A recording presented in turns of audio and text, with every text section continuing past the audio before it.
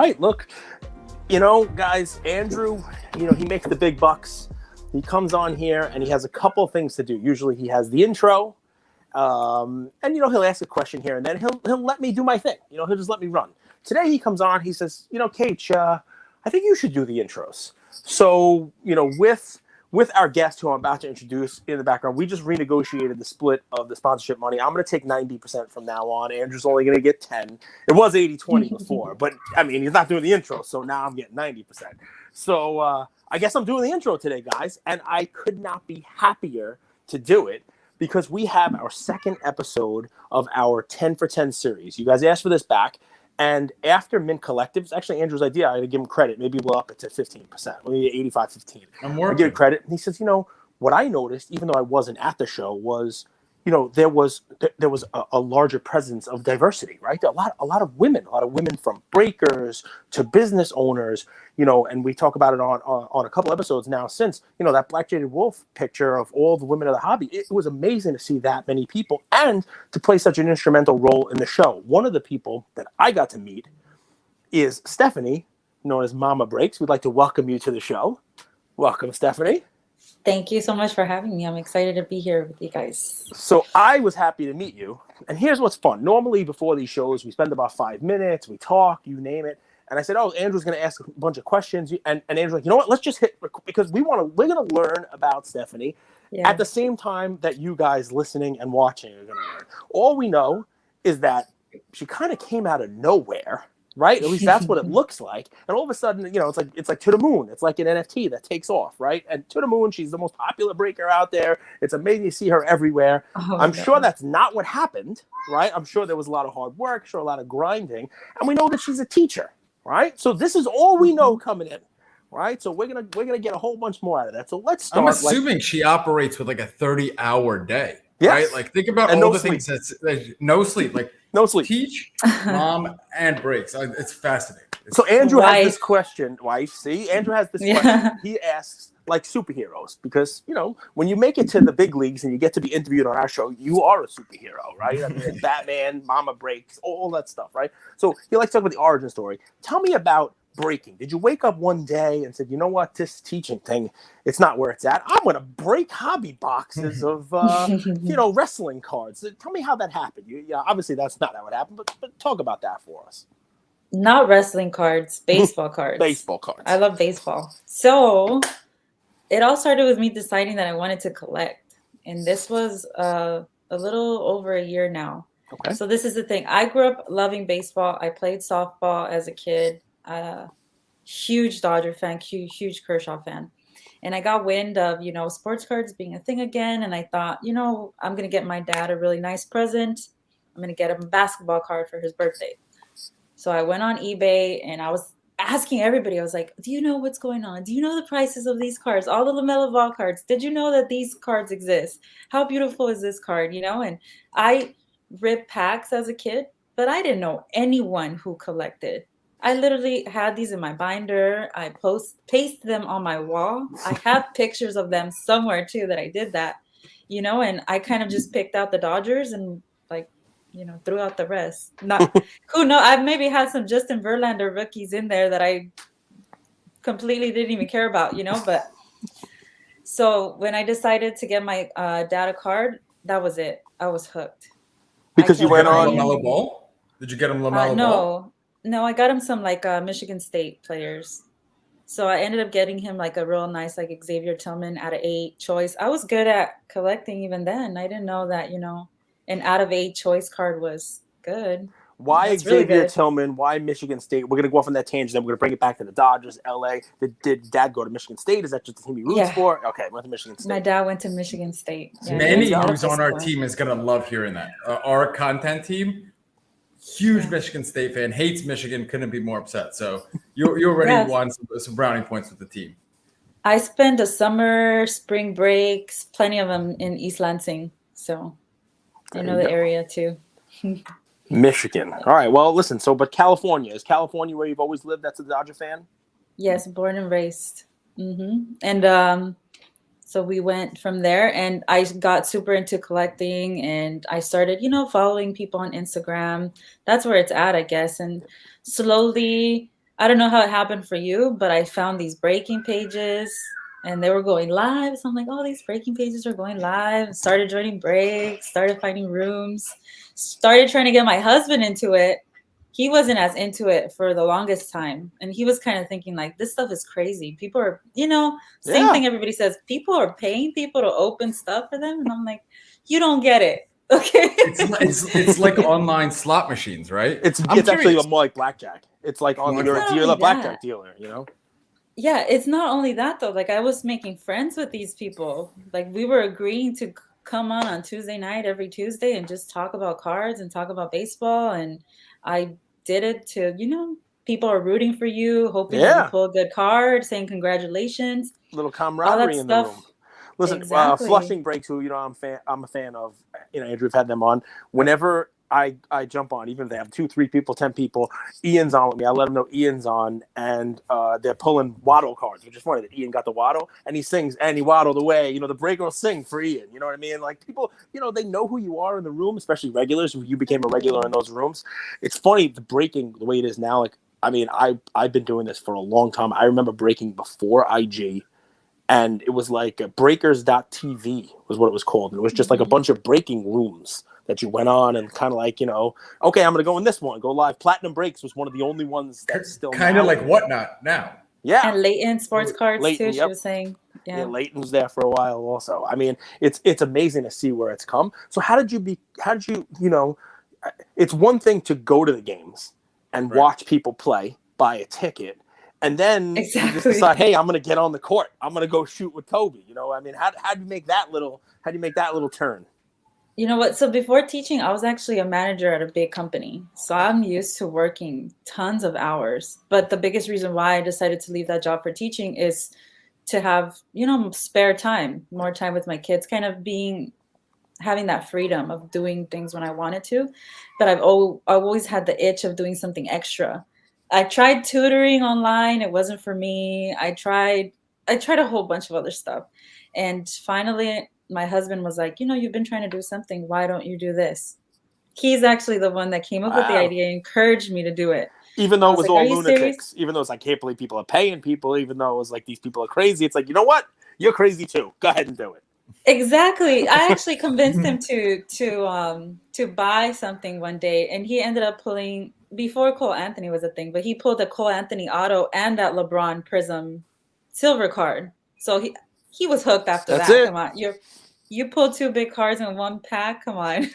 That's 2 straight episodes. Luck. That's what they call beginner's luck. I can't make the same joke as I made in episode 1 about how it's just like that first hit. You're chasing it. It's like winning and gambling. It's like making your first sports bet. I called Andrew a cokehead earlier. I said that he it was like that first hit of coke, and I didn't want to get you. I'm not going to go down that road again. But it's how it happens, right? So you decided he was going to get in and break, and he said, "Go ahead and do it. Start your own thing." That's it. Mm-hmm. That's awesome. And he said, but if you're going to do it, you're going to do it right, and I'm going to help you. So that's just how we started. We started doing our research. What did that mean? Like, because do it right. I mean, starting to be a breaker, I feel like it's so challenging because everyone says allocation is the hardest part, right? I've never broken because I'm kind of a degen by nature. We've had calls. People have asked us, would you guys do breaks? I gamble, so I'm worried about that. But like, how was getting allocation? How was getting product? Was that? It's difficult. It's a decision that you have to make at first, knowing that you're not going to get it, and sometimes hope to break even and sometimes lose. And like I said, when you start a business, you have to think very long term. You're not expecting to make tons of money right away, and that's the mistake sometimes people make with their perception of breaking, I think. Yeah. It's a lot of before and after too.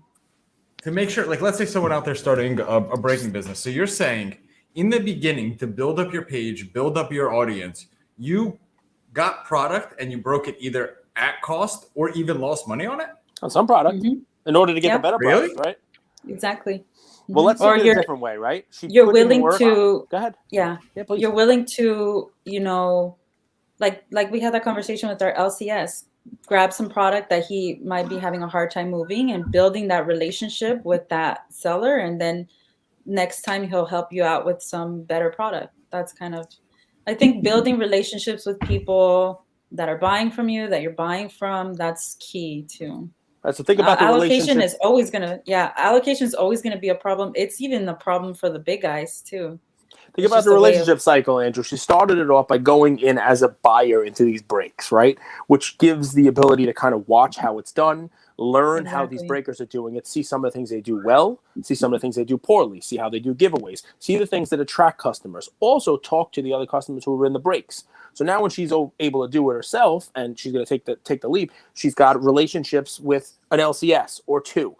Maybe talks to some of these breakers that she's bought from and finds out, hey, where do you go? Did you get retails at Target? You buy it online, and now you start amassing the product. You also, these people who are in the rooms with you breaking, you say, hey, I'm going to break. I know you guys break on Tuesday, but how about you guys jump into mine Thursday night and try it out? It's all that whole, you build it up. Your brand is built online through this persona, through IG, through Facebook, through wherever you are. And, you do something for somebody, they do it for you. Same with the allocations, right? I'm sure that Stephanie goes to her LCS and the LCS says, I've had this box sitting on the shelf forever. They probably don't have a social. They probably are not breaking. And they give it to her and they say, hey, can you take this off my hands? Maybe she doesn't make any money. Maybe she loses $20 on it, whatever it is. But next week, they're going to call her and say, hey, I appreciate you taking that off my hands. I'm getting in 2 boxes of the WWE Prism.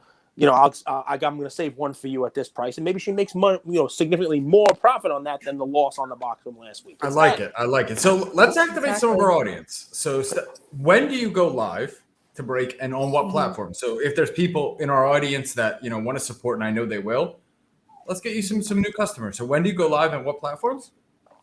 Actually, this past month, I've been taking a break from breaking because I've been doing a lot of traveling, but I was doing Whatnot on a weekly basis. And I have a new platform set up pretty soon that I'm going to start breaking onto. That's to be announced. Within the month. Like your own platform or on somebody else's? No, somebody else's. Yeah. All right. Well, all right. Like the sneak peek, I guess. ESPN sees that Stephanie's doing great on Fox Sports 1. They cut a big check. Yeah. They say, come Can on you over imagine? here. Yeah, just a little surprise in a month. We'll be breaking on ESPN. That's it. Yeah. What's your biggest hit, like price wise, and also what's your most exciting, right? Like biggest hit, I bet you probably pulled the LeBron, but no one really cares. But then you might have got Kershaw and you got pumped. He doesn't like LeBron. Yeah. Hate him. Stephanie doesn't either because he stole her city. I already know she doesn't like LeBron. I don't like She's a Kobe gal. See? We've never met, right? We've never ever met. No. But I pulled a bunch of LaMelos, and to be honest with you, Anthony Edward, silvers, $300-$400 cards. But you're right, the ones that stick out to me are the ones with more of a story. So the best story I like to tell is a content creator I met on TikTok, Cards with Luke. He's such a good kid, hard worker, puts out content every day. Somebody I felt like a connection to. Yeah, because I try to put content on TikTok too. It's tough for us. Yeah, you gotta dance while you're breaking. It's difficult. Exactly. It's a different monster. So he knew me from there. We had sort of a relationship with that, and he saw that I was doing a break on Instagram, random division, select, mixer, whatever. And he's like, you know what? I don't really do breaks. And I go, I'll tell you what, I'll give you a little bit of discount. Just come hang out. He's a Jags fan. He ended up getting Jags on the random division, which is really cool. He ended up pulling I ended up pulling for him an out of 25 LaVisca auto tie-dye. Nice. And he said he was running around the room and, just pulling the PC cards for people. That's what's fun for me. So before we get into the whole, kumbaya around the campfire, everything's great and breaking's the best and she's made like $12 million doing it. There are people listening now, right? Soon. It'll come. I mean, this ESPN. That's the plan. ESPN and not, right? So I mean, right? So and you're having fun doing it and it's great. A lot of people don't realize what goes into breaking, right? A lot of people don't understand what you have to do before the break, what you have to do after the breaks, and how much it hurts your back. Right? I mean, just hunched over the phone, kind of doing all this crap. I think I'm pretty good at that. Maybe people need to fix their posture. Get a comfortable chair. I've never had I've heard that before, and I'm like, my back has never hurt. So you probably have a But- better setup, but like I'm not a breaker and I don't have the deal. And we broke like a Marvel box once, which is like 36 packs, like 1,000,000 cards per pack. And I'm like hunched over my phone trying to like look at the cards like this, and I'm like, Andrew. Well, first of all, I'm twice your age, and I'm like this. I'm like Andrew. My back is killing me, and now I gotta put these things in envelopes. I gotta do all this stuff. I'm never breaking. I'm never breaking again. This is not for me. So talk about what you got to do before, what you got to do. I mean, there's a lot that goes in. People are like, oh, this is great. I'm just gonna break. The tripod helps a lot too. So even like you said, the setup really matters. You want to look professional. You want to be clean. You want to have your top loaders more than enough. Sleeves, all that stuff is super important. You have to have your shipping supplies ready. You have to have the different types of top loaders. If you pull like, maybe a mem card, you don't want to be caught without protection for those. You got to get the product. Don't put your fat fingers on the V-Friends cards. Yeah, don't put your greasy fingers. Somebody said that. We broke a box of V-Friends. He's like, this guy's putting his greasy fingers all over the cards. Meanwhile, one of them DCI 10 at Mint Collective. Yeah, the gloves. With my greasy fingerprints on it. Yeah. The gloves thing to me, I don't know if it's personally for me that big of a deal. I prefer to watch breaking without gloves, but I think if I was like ripping flawless, I would have gloves on. Okay, well, I'm gonna tell you, but the gloves, it makes me think like someone's about to like rip a box and then murder somebody. I'm like, what's with the gloves? Like, I mean, are you a breaker or a janitor? But whatever, it is what it is. And I like feeling the cards. I think it's you're a lot more careful with putting it in the sleeve and stuff, and you can actually feel it. But that's personal opinion. I don't want to cause controversy on that. Well, listen. But go ahead. The shipping, that's what I wanted to talk about. The My husband helps me so much. So usually what we do is what I was doing was breaking like on Thursday, Friday, and Saturday night. And it was after the kids went to bed. So as soon as we were done, we would clean everything up, set everything up on a big shipping table, and just pack together for like 2 hours. So he was already sorting while I was eating and, drinking water, and I was coming back and finishing up the assembly line wherever he left it. So you definitely need help. It really is an assembly line, right? You got the sorting tray, hopefully. You put, okay, this is this spread, this is this team. You got the Post-it notes all over the place. Even the stuff we do with the shipping, it's a 2-man operation. Andrew sends me labels sometimes. It's fun, like it's trust me. Can I ask? Shoot. So, and if we could kind of like really dig in, why do you do it, right? Like you have to wake. Here you are breaking on a Thursday. The box may not even make you money. You got to wake up and be in school teaching these little rugrats about like math or some shit. I'm going to answer for her, by the way. It was all worth it. First of all, let me say, she got to go to Vegas and meet me. Doesn't matter if she loses money on every box. That's made all those sleepless nights worth it. To come to cigar night, yes. Definitely a lot of sleepless nights. You're right. However, let me start off by saying that breaking is something that I eventually want to have somebody do for me. Okay, that's the plan. And I feel like it's important for me to do it now so that I have real hands-on experience with it. There's so much that I've learned, so many ideas that I've had on my own just by doing it every day. So it's not something that I want to keep doing myself, first of all. And second, I just really enjoy it. And I've done it in a way that has brought me closer to my husband. I'm talking about husband. He was calling me right now. Him and I, since we've started this, we've never been closer. Like in our marriage, because we've done all of this together. You argue about this and that. And I've learned so much about the way that he sees business and money. I've learned so much about myself and how we, being husband and wife is different from being business partner. And I enjoy every second because of that, I think. Yeah. It's been a good time with my husband. So we've done like 600, maybe 35 episodes. This is one of those moments that I urge people to go back and listen to because, Cage, you talk about how it's brought you closer with Ian, right? Yep. And we talk about that father-son bond. But Steph, this is the first time we've heard that it brought a husband and wife together. And I think, like, I'm right now on vacation with my parents, right? And they have completely different hobbies. They have completely different interests. And sometimes, like, my dad's like, yo, you want to go play tennis to my mom? And she's like, no, I kind of want to walk on the beach. And he's like, do you want to go play beach volleyball? And she's like, I want to eat chocolate-covered croissants. So having something that like brings you together, I know it's a little bit cheesy, kid. You're giving me a look. I'm What not else do cheesy. you know about marriage? No, here's the thing, right? So Stephanie has a different delivery to her family than you have. She looks at her husband and she says, you know what they say, right? The family that breaks together. And you look at your family, you say, you know what they say, the family that bakes together. It's a different thing that you want to do with your family. That's not what she's doing with her husband. You know, they never. My parents have never baked. You know, he's not into that Never. stuff. You know? They're not from Cali. They're from Russia. He doesn't They're want to from do Ukraine. that stuff. You know, I mean, No tell me you want way. to eat some yogurt, you know, drink some vodka, dance a little, you know, put on like weird hats. Like they'll do that. That's where it is. They want to Yeah. drink vodka. I want to bake. So I need a break cards with my pops. That's That's it. it. Yeah. We figured it out. We got it. We got to the bottom of it all. It's good. Listen, it's good stuff, and it doesn't surprise me either, right? Because I mean, I'm sure he sees that it's something that's taking you back to something you enjoyed as a kid, and it's something you guys can do together. So I mean, it doesn't surprise me at all.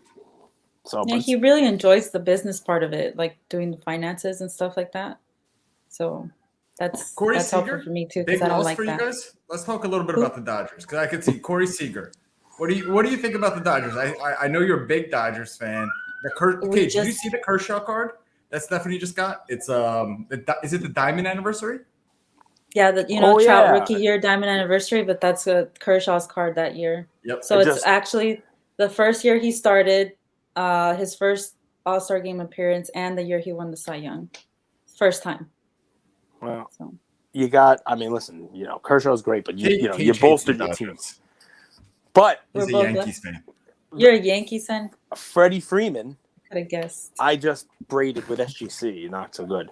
Thank you. I'll take that as a compliment. You should have guessed. But 8.5. I got SGC. I got an 8.5 SGC. Freddie Freeman, the 2011 Topps update. I was gonna say, yeah, he's the same year. Hope Diamond out of 60. Card number 60 of 60. Is that like the copper looking one? No, that's cognac. Or the this blue? This is bluish diamond. Nice. Okay, yes. yeah, it's the blue one. The blue diamond. Cool, it's yeah. pretty cool looking. Now that he's a Dodger, it's kind of like almost like Dodger colors kind of stuff. You know, it is what it is. But yeah.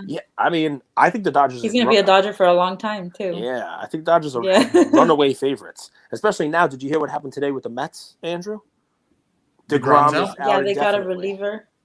No, the Mets. DeGrom's out indefinitely. The Mets. Oh, nice. So I mean, they're the only. yeah, nice. He's injured. We got Bueller. We got a reliever from the White Sox today too. We lost Cola. I mean, Julio Urias. I'm a huge fan of that kid too. Young kid. He's gonna be a star. Mm-hmm. Young kid, and yes, you have a great rotation. I mean, the pitching is where it's at. The thing is, the National League got really good. Everybody went to the National League. National League got pretty stacked. So, but the Dodgers are the best team. I'm surprised that they didn't win it last year. I think we've always been stacked in pitching. We finally have, the at-bats, Mookie, Freddie Freeman now. So I have a question for you because I don't want to talk about the Dodgers because they're better than my team. My team sucks. But I'm hoping that we let Aaron Judge go and sign Juan Soto. That's what I'm crossing my fingers on. Get Soto forever. That's what I actually want as a Yankee fan. Can that happen? Of course it can come up today? No, I mean not today. Soto's under contract for a little while. Who has more money, the Yankees or the Dodgers? It depends. Whoa. Who has more money? I think the Yankee franchise is currently is valued more. Yeah, but I would say that too. So they could do whatever they want. Yeah, I mean, listen, you played softball. You're competitive. You chat a little bit of you got a little banter to you. Taking shots. Thank you. Facts. He's like, who's got more money? You say it. You got a very subtle undertone to the way you talk. And I'm trying. And we came on here. You're like, listen, be nice. Like, don't. And she's coming at me now. I don't know. But so here's the real question, the fun one, right? Because it's what I was thinking while I was at Min Collective, and now we've got a little bit of your story. And I want to get to the teaching stuff also. But you got in this a year ago, right? I'm sure when you were looking at breakers, I'm sure when you were looking at, the rooms you were going into, there were no yous. You did not exist, right? There was nobody that looked like you. There was nobody who was real. There are very few women in the hobby, right? Have you seen a big change, small change in the year? And then what do you think about going forward? You think that continues? Well, I know of a couple of women, but they don't put themselves out there as much as I do. So that's where I am a huge difference. I did know there are some women breakers out there, but they don't. I'm like blasting my face on your feeds every day. But I have seen a little bit of it, but not as much as I expected. I think that just scratching the surface on that. I see a flood of them coming this year. We were talking about it at Mint at the Women of the Hobby thing, that we're gonna triple that group next Mint Collective. So without getting into the secrets, because I know there was like secret handshakes at the Women of the Hobby, and there was like passwords. It was Manhattan clam chowder. You don't talk about Women of the Hobby Club. What happens at Women of the Hobby stays at Women of the Hobby. But what can the rest of us do going forward? You guys have plans to triple the size, the amount of Women in the Hobby over the next year. How does the rest of the world, the rest of the hobby, make that happen in 6 or 9 months instead of a year? What can we do? Any changes we need to make? Anything we can do besides doing 10 for 10 and getting you guys out there? Yeah, that helps a lot. And honestly, my experience in general has been super positive. Like I think that we're always going to have those people that make comments. Like I go into card shops that I'm a regular at, and they're like, "Oh, are you shopping for your husband or your son?" I'm like, "For myself, thank you very much." So maybe being a little more mindful of that. And I would say just, and I ask this to a lot of men too, get your wives involved, And I'm sure there are a lot of men out there that are getting their daughters involved. I've seen so many dads getting their daughters involved too, knowing that, especially with little girls, I grew up loving sports because of my dad. That's something that connected me to my dad. Girls love sports. We're also competitive. We love to play sports. And your wives don't have to be into the cards per se, but making it more of a family thing, that's a vision I have for the future. Like a card shows being a family event where women can also gather and maybe not necessarily talk about cards, but know that they have a place at the card show. That's something that I plan to do more of in my TikToks and my reels, how it could be a family affair. That doesn't mean that your wife has to have her own collection, but it's something that, So a couple things on that. One, together. Maybe because it was Vegas, I did notice a lot more couples at the show. A lot more, women who had tops, backpacks on, and that kind of stuff. People going into the show together. I think maybe the destination would help. But even Manny, who he was with me, the crazy tiger shirts and stuff that we had on. He brought his wife, and not completely into the hobby, but I think after seeing it is like open mind to it now. And I think the second thing that may change that, I think you're right. I think, people at the shows, people who are doing the shows have to find a way to kind of cater more to husband, wife, bringing women into it as well. And even kids. Sometimes kids, it's not that kid friendly. Yep. Some shows. I think that's important. And I'm going to give credit to, maybe not his next release, but I think that the cultural releases, the ones that like Zero Cool, Josh Luber is going to be doing, V-Friends is interesting, but if they start to do Bravo cards, like Real Housewives, I've seen every episode of every single show. Below Deck, my wife watches with my kids. I can't get enough. Like that would be cool stuff. Like that. Selling Sunset. Friends. Friends, the Friends show. I was thinking of my mom. My mom would, I don't see her ever getting to cards, but she loves Adele. Adele, yeah. I'm sure she could score an Adele card. She would, we opened up Alan and Ginter, Ian and I, in one of our Friday breaks. We open up every Friday, and he got a dual auto of Chip and Joanna Gaines, from the house renovation show. I don't even know what it is, but that was the card. My wife was like, "What?" That's very cool. I know they were on TV. I've seen, so that's the kind of stuff I think that may actually help turn a corner. But it's a very good point, and one that now we're 2 for 2 on. She Collects Cards said pretty much the same thing. The thing to expand this, and you didn't hear that yet because literally just got released right when we started recording. She said the same thing. Talk to your friends, talk to your cousins, talk to your nieces. Expand your hobby. Tell them why you love this hobby. Talk to the girls in your life. Talk to the women in your business. Talk to expand why you love this hobby. Why you're crazy about this as well, and that will bring women into the hobby as well. And I think that was great advice. Hannah, she, a lot of people are getting into F1 because of the Netflix series. And actually, one of my best friends was telling me that she wants a Ronaldo card because she saw a documentary on him. So, tying that more of women, we love stories more sometimes, so we like to know the background on things. That's going to help the hobby a lot too. I'm curious, and we try to keep these maybe like 40 minutes, so we'll wrap right around this point. But like, I am super curious. Like, how much does it matter for you, the Kershaw card or any card really buy to make money on, versus hey, like I just love the card, I love the story behind it, and I kind of been buying this for a long period of time. What was the question? Like, what's more important? Or like, I don't know what the question is either. I don't know. Well, okay, I'll rephrase it. So we have a like, huge what's my kind of running. approach? Mm-hmm. Yeah, but like we have a huge running debate between collectors and investors, right? People who are in the hobby to make money versus people who collect cards, but also I imagine you don't want to lose money on the Kershaw. So like, what's your approach to thinking about it? I love this card. I love the story behind it versus, I just shelled out $500. I don't really want the card to go to $100. I guess does it matter at all? I'm not saying it doesn't matter. Of course, I wouldn't want to lose money in the long term. I just see this as a very long-term thing. Like collectibles, to me, it's worth something if you've had it for a long time. Like this is a good example. I saw somebody had graded a super bad ticket stub. Yeah. Did you see that? Yes. Like going to the movie to see Superbad? Yeah, and you can't see this, but I have a Harry Potter last movie. I spent 6 hours in line with my brother to watch the first showing of the last Harry Potter movie. Yep. Now, back in, when was this? 2010, this was worth nothing. And now 10 years, 12 years later. Come on in. It's like, that's my Harry Potter ticket. Kids call. Sorry. It's all right. Pick that kid up. Is this live? Say hello. Say hi, kiddo. Yeah. All of our fans are in the comments saying Stephanie's a real one. I just think that maybe it might lose, I might lose $100 on that next year, but 10 years from now, I won't. Yeah. So when I buy cards like that, I'm thinking 10, 20 years. When my kids are older and I can pass that on to them, they can sell it if they want or keep it as a memory. By the way, I translate infant.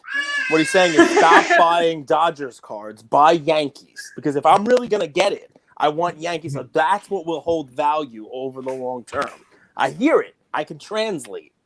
Saying stop with the Kershaw, Mom. Buy Aaron Judge. So let me just contextualize this for our audience to show you guys how much of a trooper Steph is. So this is Friday evening, 9 p.m. Eastern. Steph teaches. She works all week. 6 p.m. Pacific Standard Time. And family time, cutting into all that, you're generous enough to share some of that time with us. So I know we really appreciate it. Our audience really appreciates it. I couldn't let you go, Steph, without you telling me, why don't you like LeBron James? Oh, no. Come on, just a little bit. To be completely honest with you, I'm not a huge basketball fan in general. So I'm gonna leave my answer there. Growing up in LA during that back when I was young, it was all about Kobe and Shaq, and that's as far as I went with basketball. I got to do one more because she's not going to give you a LeBron soundbite, and it's this pretty straightforward, and then we'll let you in, right? It's no, I mean, listen, you tried. There was a moment there when you decided you were going to take the plunge in this, and you have a support system. Your husband is clearly not shipping the stuff out, and the office manager there is yelling at him now. That's what's going on in the background, right? Saying, "Ship the stuff, Daddy." Right? So you got a whole family support system. Your husband it works with you on this stuff, which is great. There were probably times where you were like 50-50 on this. Like, do we really take the dodge? Do we really take the plunge? Do we not? Okay, let's do it. Let's dive in. Your husband talked you into it, or however it worked. If there's a breaker out there, somebody who hasn't taken that step yet, maybe a woman, and they listen to this and they're like, should I do it? Should I not do it? What would you say to that person? Based on your experience over the last year in the hobby, would you say take the jump, take the plunge, but realize there's a little bit of work ahead of you? What would you say? What a little bit of advice? I don't know. Honestly, just thinking about that's a huge question to think about too. But I would say there's nothing wrong with starting slow. Don't feel like you have to take a deep dive into it. There's nothing wrong with slowly building your community, engaging with people, doing small breaks here and there until you decide, get some experience, on your shoulders, like, hey, maybe this is for me or maybe it's not for me, and eventually decide. So that's the best advice I would give. But don't be discouraged by negative comments on the internet, or if that's the case, I don't know. But and there are so many people in this hobby. That's one thing that I've learned too, that are so willing to help if you reach out. Because people forget that part. It's very hard to go out there, and I would love to help everybody and put as much information as I can out there. That's the plan. But the fact that you reach out and make that connection with someone and network, go to card shows, do it in person, put your face on your Instagram, oh, that makes such a difference.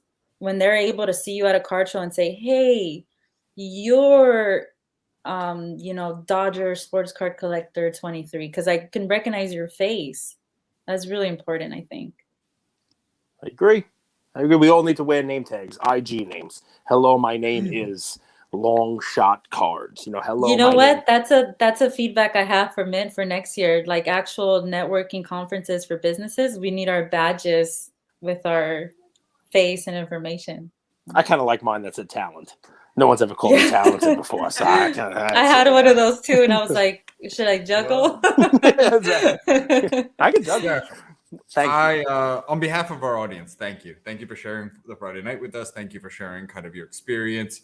And I believe it will help a lot of people out there. And I'm very excited for people to listen to this episode. And guys, find her on Mama's Breaks. Find her on Whatnot, although she took a little break now, to be announced in a month. Stay tuned for that. Maybe you'll let us know when it is, when it happens. We broke the news. She's going to ESPN. We'll promote it all. She's not taking anything less than $1 million signing bonus. You never know. You never know. Listen, we appreciate you coming on. Thank you very much.